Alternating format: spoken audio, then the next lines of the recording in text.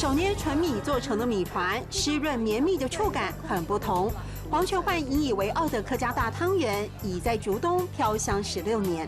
我们是纯米的，煮出来口感就不一样。馅猪肉，以猪肉我们的黑猪肉，那香菇我们是买好的香菇，虾米那些啊，对不对？料我们去炒，它萝卜是用晒，直接农家晒的比较好吃，脆。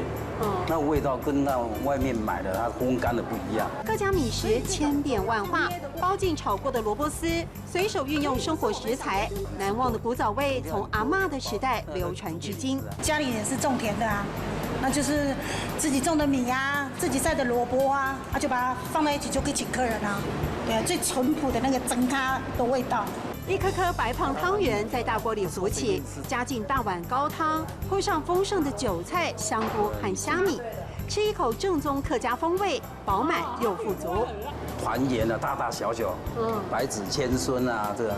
黄全焕夫妇珍惜阿婆留下的传统味，简单汤圆里包着夫妻俩圆圆满满的祝福。来，这样你试看呢？请吃吃看。对，大汤圆，呛是 corner，呛是 corner。